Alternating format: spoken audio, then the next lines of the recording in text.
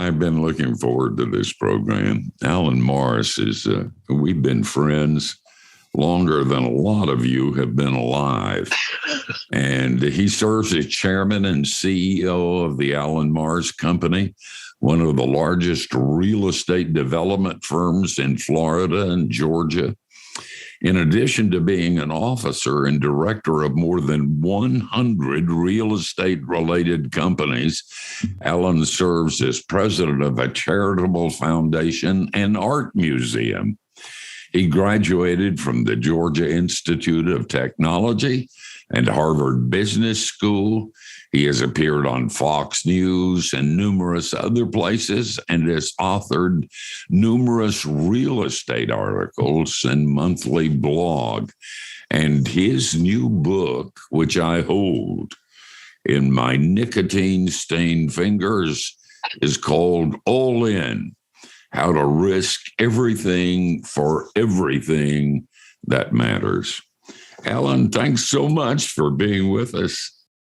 Thank you, Steve. It's a real pleasure to be with you. And I always am interested in anything you have to say and anything you have to write.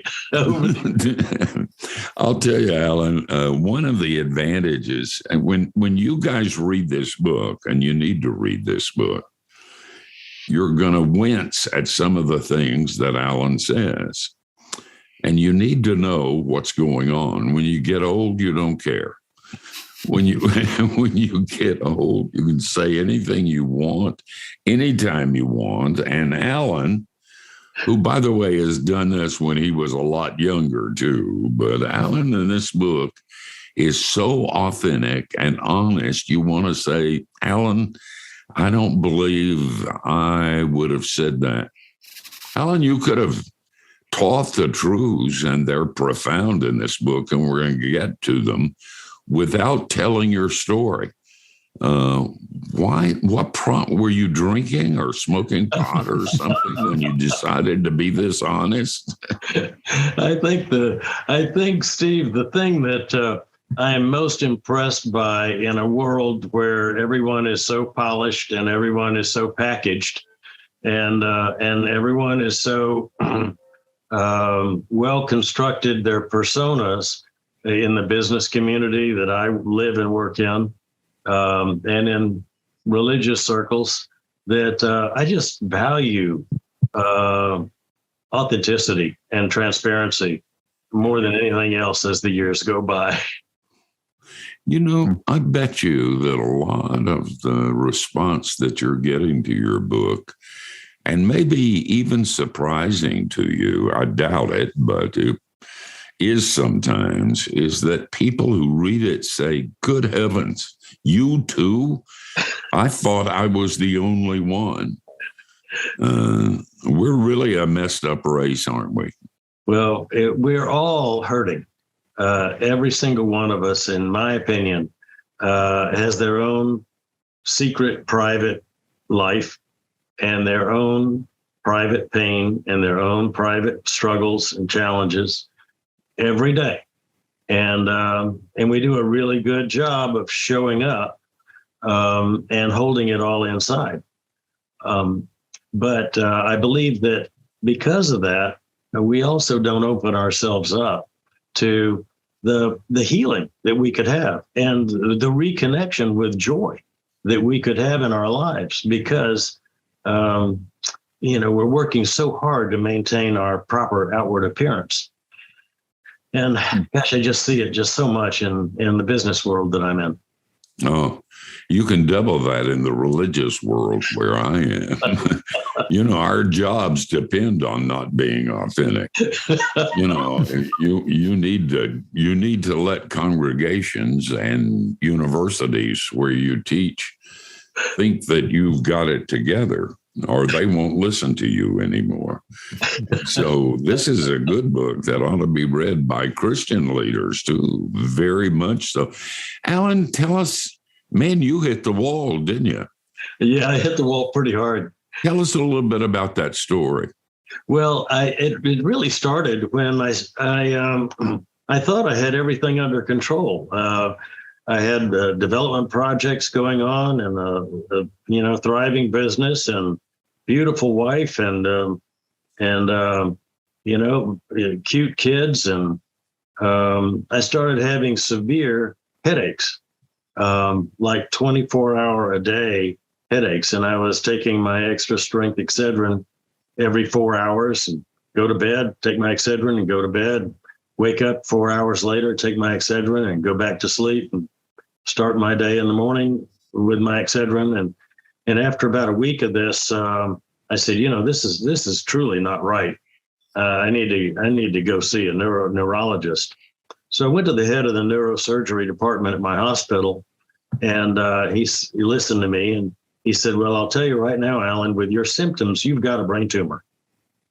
So let's do the MRI and let's see where your tumor is, and then we'll know what our options are.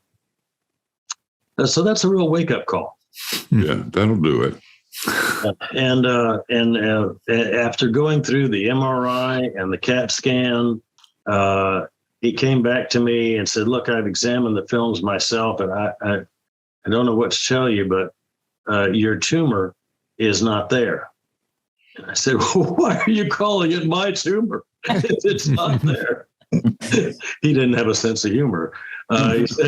He said, well, I can give you beta blockers, and I can give you muscle relaxants, and I can give you pain meds so you won't be in any pain. I said, really? Is that the best you got? He said, I don't know what else to tell you. I said, well, if you're telling me there's no physical cause for this severe pain, then I have to accept that I must be creating this myself somehow. So I'll take the prescriptions, but I want to get to the bottom of this and find out why I'm having this kind of severe pain and how it is I'm creating it. So I decided to take a step away from my business, step away from my church responsibilities, the ministry I was running, all the community things on the Orange Bowl Committee and the board of the Chamber of Commerce and the United Way and all these things that a lot of us in the community do. In the business community, we're committed to all kinds of things.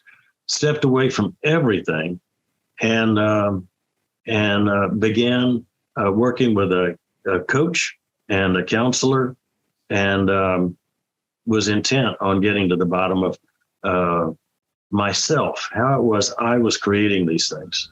And that's how my journey started.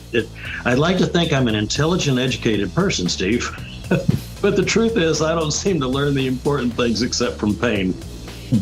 Guys, we're going to hear some more about this on the other side of the break. That's called a teaser in the profession. And this story is fabulous. And the truths that Alan got from it are life-changing. The name of the book is All In: How to Risk Everything for Everything That Matters. And so hang on, don't touch the dial, be still, wait, because like Jesus, we shall return.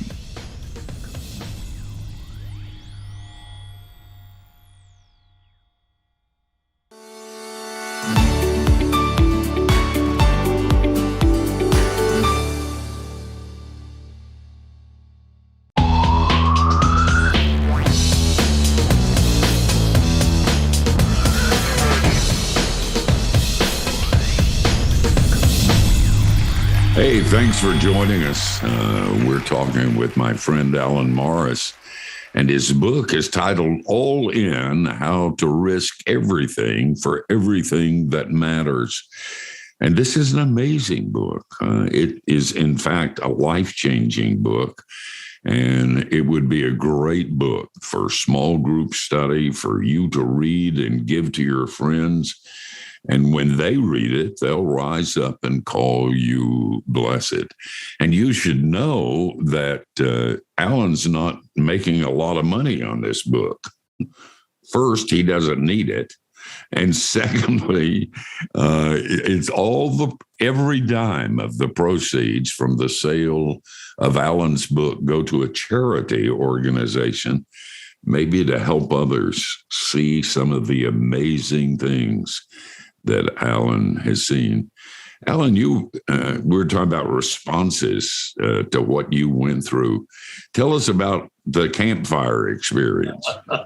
Well, as I said before, that I only seem to learn from pain. And I was sitting around on a retreat with a group of CEOs, company presidents, around a campfire. And one of the fellows said, "I just think this is a bunch of BS. You guys may need this stuff, but I don't." And I just said, "Well, it's clear your pain's just not great enough." And I thought I was just making an observation, and the other men in the circle all burst out in hysterical laughter because it was obvious to him that he was oblivious to what was going on in his own life. And he was so stunned at their laughter that he realized they all got something that he wasn't getting. And oftentimes it takes something surprising or shocking or painful to get our attention when we're not getting it in life, and we're not getting it in our relationships. And someone has asked me, how do you know when you're stuck? How do you know when you are not connecting the dots in your own life? And says, well, just look at the conflicts in your daily life. Look at the conflicts in your relationships. That's usually a litmus test. It's a little indicator that you're missing something. And at least that's seen how it works with me. Mm-hmm. You went into a year to find out who you were. I did. What this was all about. Yeah, I decided to take a 3-month sabbatical, and I hired somebody to come in and run my business for me for 3 months, because I was going to step out and I was going to get to the bottom of my own life and try to understand why I had these conflicts. I had conflicts with 2 of the executives in my company. I had conflicts with one of my children, my teenage daughter, who was getting into trouble, and it was embarrassing and frustrating, and I couldn't seem to solve the problem with her. I had conflicts with my wife, who I loved, but I didn't understand what her problems were. And so as I began to take inventory, I discovered I had conflicts all around me. I was frustrated with people's expectations of me in all the different arenas where I was volunteering or where I was working, and I felt just overwhelmed. And my 3-month sabbatical ended up taking 3 years. And I don't recommend that everybody has to do that. As a matter of fact, I wrote the book so you could take a shortcut and not have to go through what I went through. Oh, Alan, I know this has cost you big, but there's a sense in which that's like Jesus. Our healing cost him big too. And so at one point, at least in the ways you describe in your book and the painful time you went through, embarrassing, frustrating, so dark at times, you were doing that for other people in a sense. And I rise up and call you blessed for it. Well, thank you. Matthew. It's the journey. It's the journey that we're called to. Each one of us, I believe each one of us is wrestling with pain, either under the surface or on the surface, and conflicts that we don't even know how to talk about. And I believe this is where God wants to heal us, wants to bring healing into our lives as we open ourselves up to seeing the blind spots that keep us stuck. And it's called the shadow, isn't it? Well, that's what Carl Jung, the psychologist, called it, is the shadow in our lives, where we stuff things like the traumas or the pain from our childhood, that we say, oh, well, that happened in the past. That happened when I was a kid. That happened when I was a teenager. Yeah, it was lousy, but I put it behind me. And I've gone on with life. And to a certain extent, our ability to put things behind us, I believe, is a great gift. It keeps us, maybe it saved your life by being able to put that behind you and not think about it. But after a certain time, just putting it behind you doesn't serve you anymore. It didn't serve me anymore. Because when we put it behind us, it really goes in a backpack that's like right there, right behind our head, and it's close at hand. And I didn't realize that things from my childhood, things from my life experience, wounds that I carried, were affecting every decision and every way I looked at everything around me. And I wasn't even aware of it. And that's the power of our inner life, or our shadow, as Carl Jung would describe it. And I believe that God is there in our shadow, very comfortable with the ugliest, most painful parts of our lives that we don't want to look at, that we want to keep behind us, even though we don't know it's continuing to affect us every day. So. Was there a point where, because I think a lot of times, Alan, somebody will have a problem, they'll bump up and they're like, look, I just need to assess what I'm doing and figure out how to do it better. But there's a crossroads that you got to where you're like, that's not going to cut it for what I'm dealing with. I'm going to have to make a choice whether or not to commit to this process. Is probably going to be kind of grueling and brutal to go back into the cave, from a Joseph Campbell point of view. We're running out of time in this segment, but I would love to hear a little bit about what that process was like and what it involved, and kind of what encouragement would you give somebody else who's like, yeah, I'm thinking about it, but maybe I'll just muscle it out one more day. So it's more than the power of positive thinking. And thanks, Norman Vincent Peale. Yeah. There's deep, beautiful healing ahead. In fact, you may find that people read your book and say, I'm not going there. I don't need that kind of pain. I've got my nose above water, and I'm going to keep treading water here until I die. I'm not going to try to fix something that I don't have to fix right now. That's a bad idea. With doctors and dentists, and with your life also. And we're going to hear more about it when we come back. The name of the book is All In: How to Risk Everything for Everything That Really Matters. You don't want to miss a bit of this.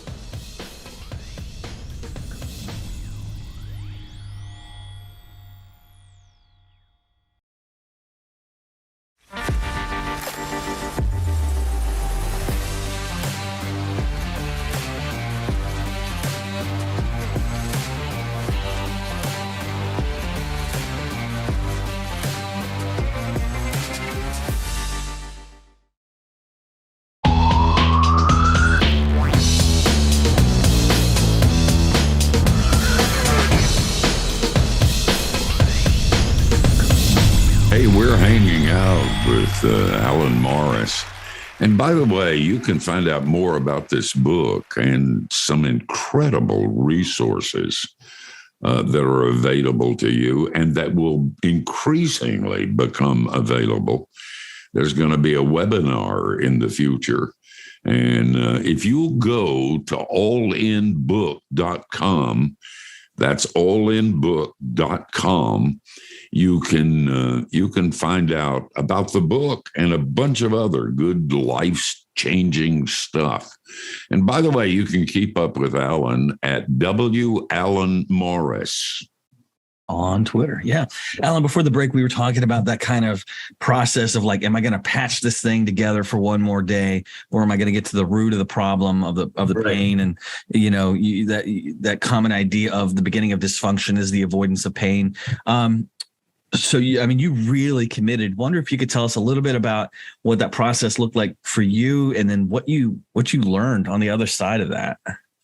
Well, I had to be open to listening to things I didn't particularly want to hear, but I knew I wanted the healing. Very selfishly, I wanted to get rid of the headaches, and I wanted to find out how I was creating those headaches. And I also wanted to be free from the stress of the conflicts that I had in my life. And I began to discover that a lot of those conflicts I was causing myself. I was tolerating things in my life that I should never tolerate. As one counselor told me, Alan, tolerate nothing.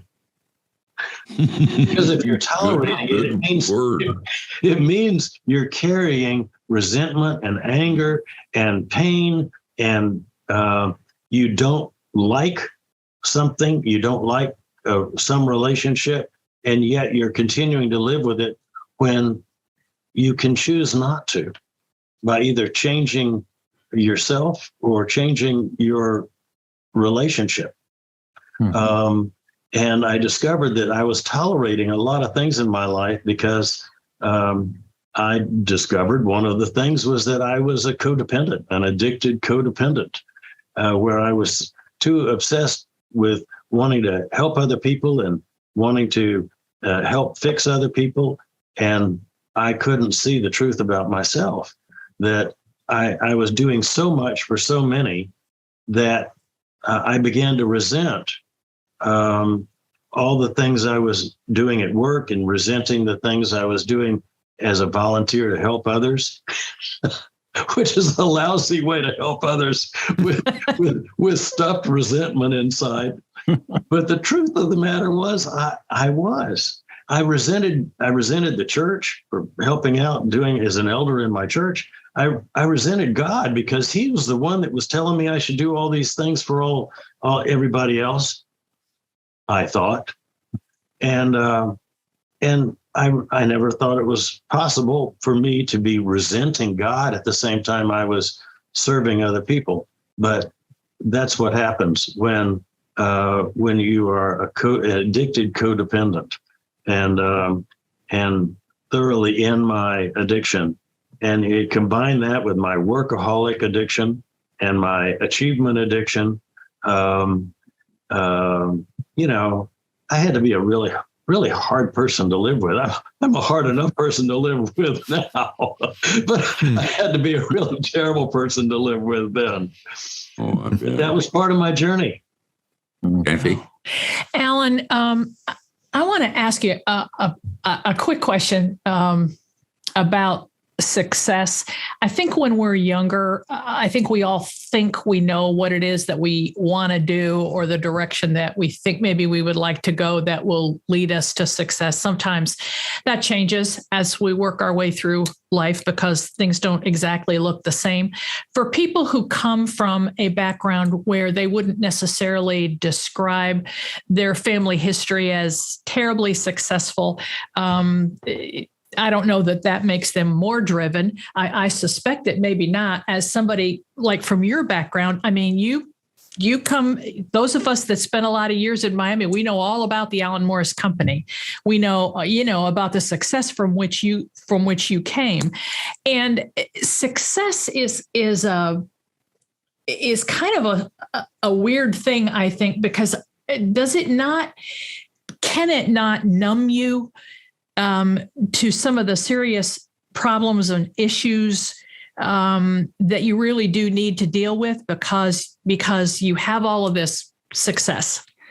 Well, I think that we can stay so busy doing anything, whether it's successful or whether it's meaningless.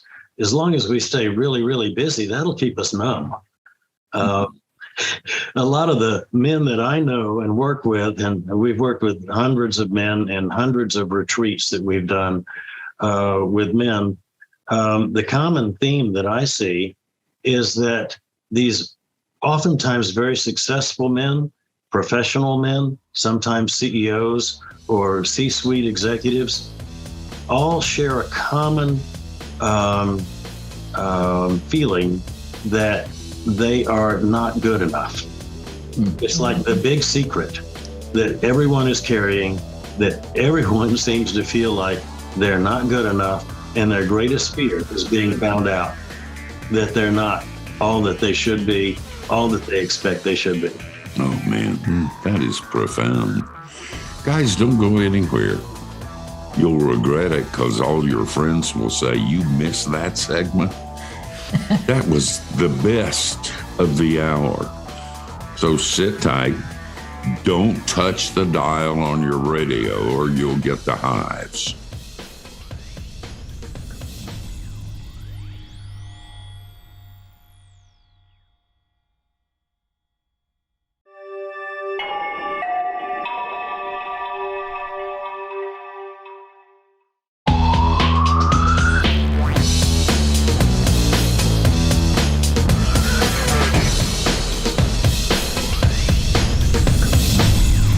Hey, thanks for joining us. I'm excited to let you know that on October the 17th, for the first time ever, we're going to record this show in front of a live audience, if we can keep them awake.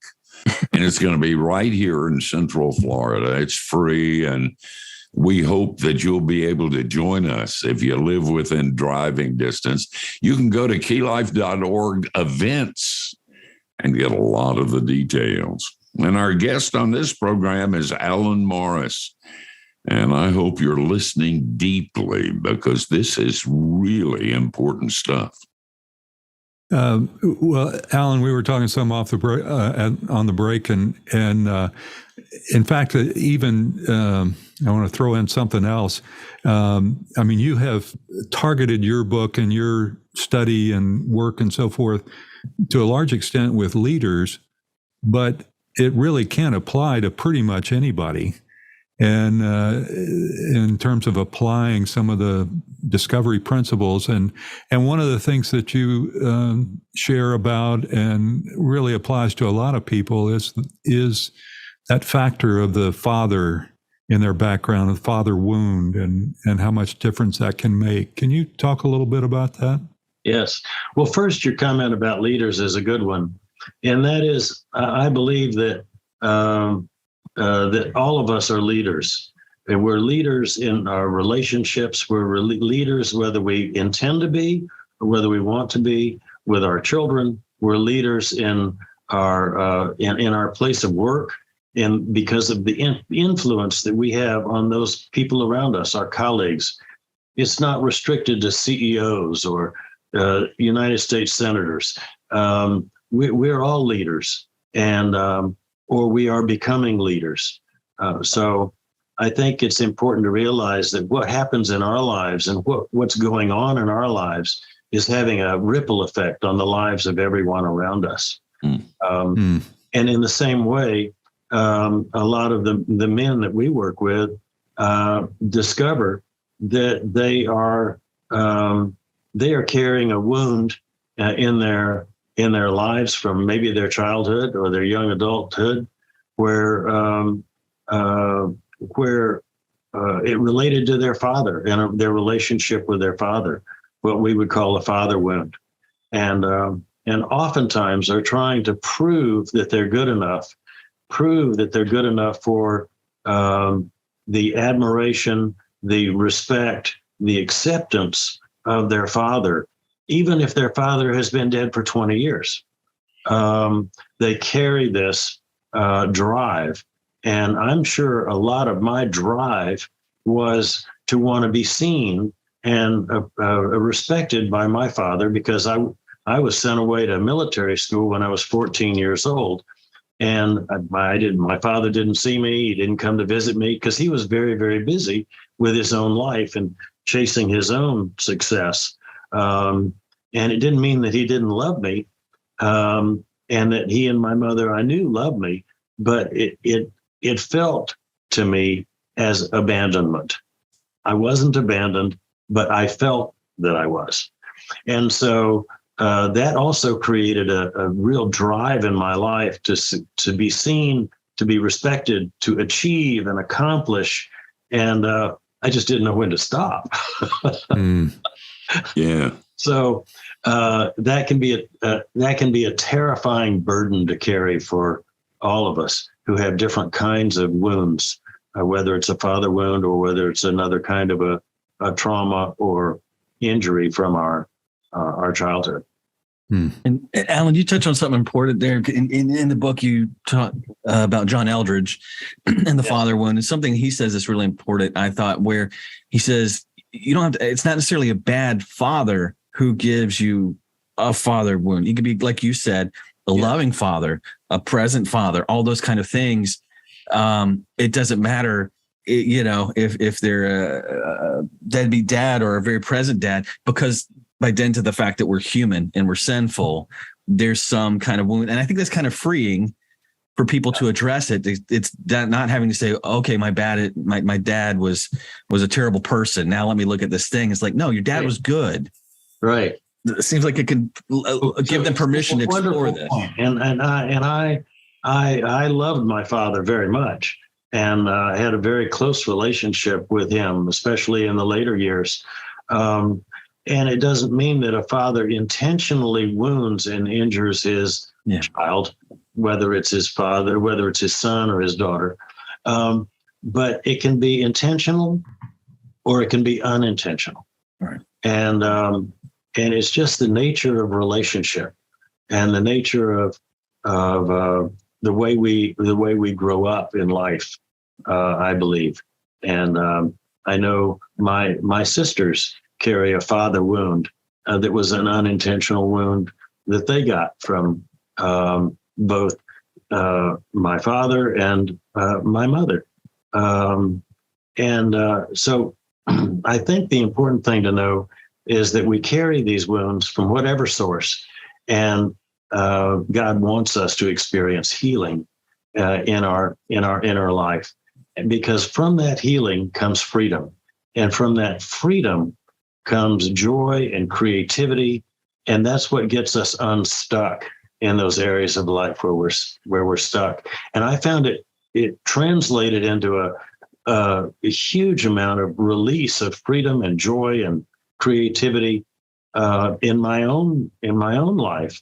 I started doing things that I never had the time to do, that were not serious, important business things, where I took some training in martial arts and got so excited about it, I ended up becoming a black belt and then became a Taekwondo master. I started flying airplanes because I had loved flying as a college student, and I ended up going all the way with that and becoming a certified FAA jet captain. And all those things gave me a connection to my joy. With some people, it's going to be golf. For some people, it's going to be stamp collecting or gardening. Everybody's different. But when you connect with your passion, whatever that happens to be for you, it releases a new kind of creativity. And we started developing buildings that were different.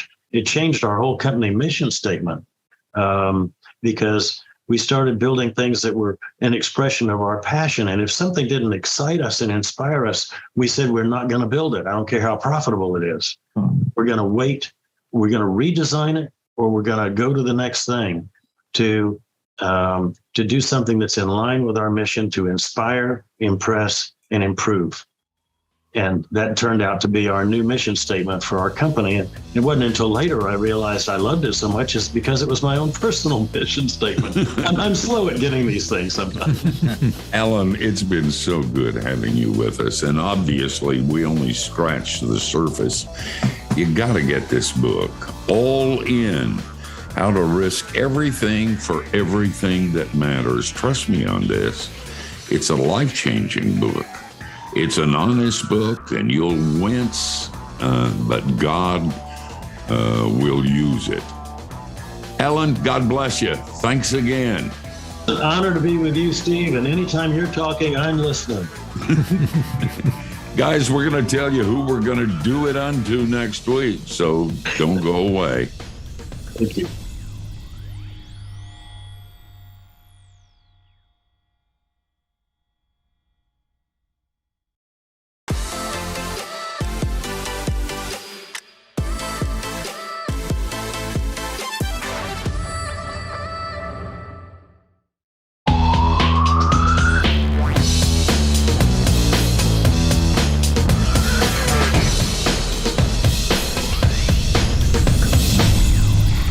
Great hour. Alan is a longtime friend, going back years and years and years. So I've been able to watch some of this. And it's the real deal. Not only when he talks about what he went through, when he talks about his father was a close friend of mine too. And I was able to speak at his father's funeral and to tell some stories about his father. And his sister served on the board at Key Life for a long time. Sometimes when you read a book like All In by Alan, you think that's nonsense. You know, they're writing that to make a buck. And Alan doesn't need a buck. And you need to know that this is the real deal. And that this book speaks a message that every one of us need to hear.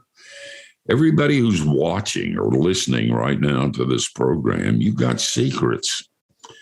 And that includes everybody that's on this program. And the secrets are so deep that we haven't told anybody but God.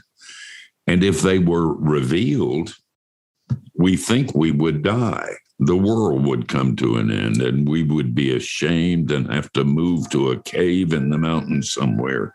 You might be surprised. Jesus didn't die for popcorn stuff. He died for the secrets, for the profound things, the things that shame us and make us feel guilty.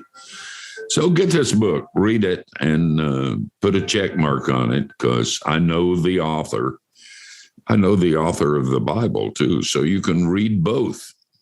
And rest assured, they're the real deal. Kathy, who's going to be on next week?